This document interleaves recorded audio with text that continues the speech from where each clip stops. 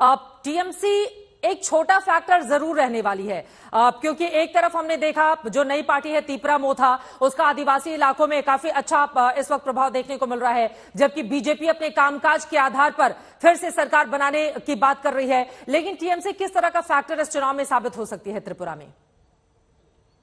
TMC का बहुत ज्यादा असर दिख नहीं रहा है, क्योंकि टीएमसी सिर्फ 28 सीट में कॉन्टेस्ट कर रहे हैं। बिल्कुल, हाँ। 28 सीट तो 30 सीट 31 सीट चाहिए सरकार बनाने के लिए, तो इतने सीट में ही कॉन्टेस्ट नहीं कर रहे।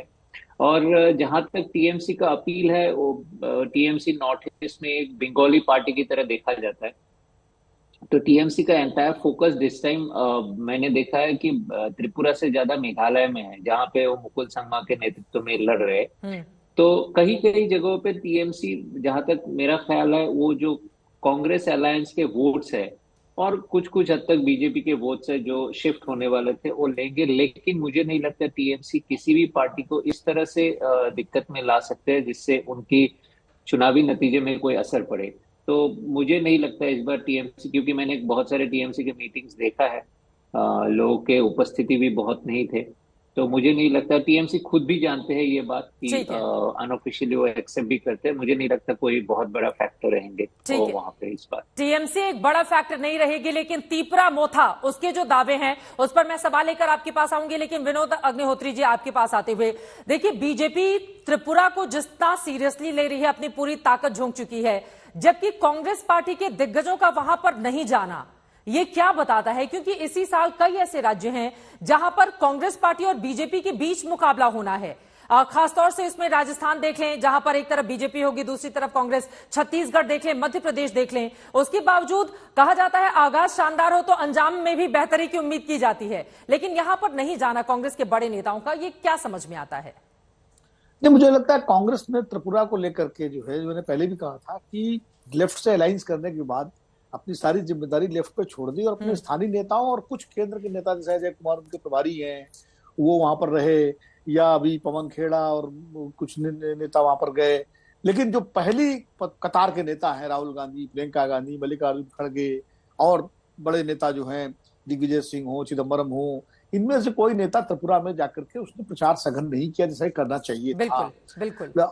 हाँ, बीजेपी इसलिए इतना जोर लगा रही है, मैंने पहले भी कहा था। बीजेपी देखिए क्या है, मेघालय और नागालैंड में तो वो गठबंधन के साथ है, यहाँ उसकी अपनी सरकार है। बिल्कुल। और मणिपुर और त्रिपुरा, ये दो राज्य ऐसे हैं जहाँ बीजेपी की अपनी सरकार है। और बीजेपी इस चुनाव को जो है एक तरह से नॉर्थ ईस्ट, जैसा कि अभी आपके संवाददाता जब कह रहे थे तो लोग भी बता रहे थे जिस तरह वहां काम हुआ है, एयरपोर्ट बने हैं, कॉलेज बने हैं, तो वो जो उसने काम हुआ है बीजेपी सरकार के दौरान, बीजेपी एक तरह से टेस्ट केस भी है उसके लिए नॉर्थ ईस्ट का त्रिपुरा।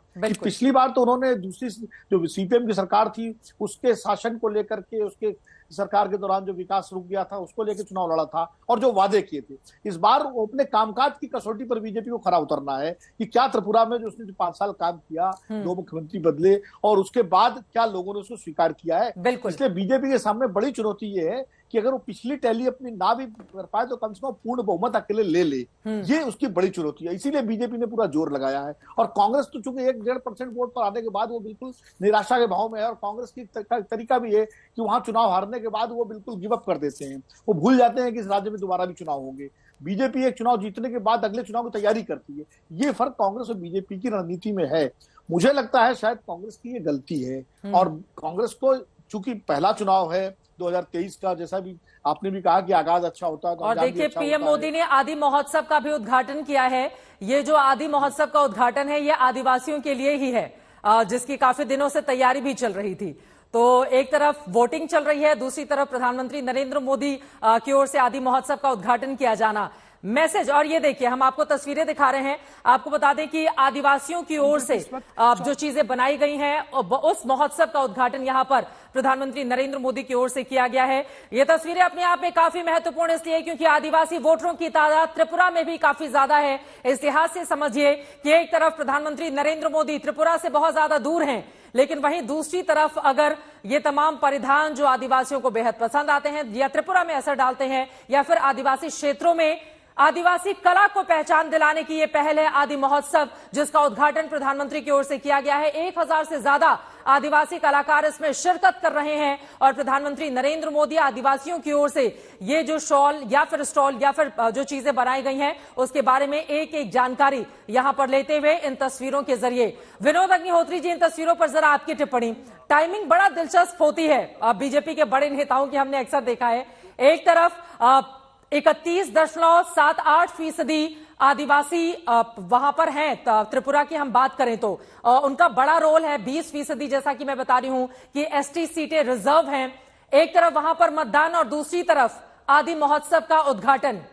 आपस में जोड़ा जा सकता है क्या इसको?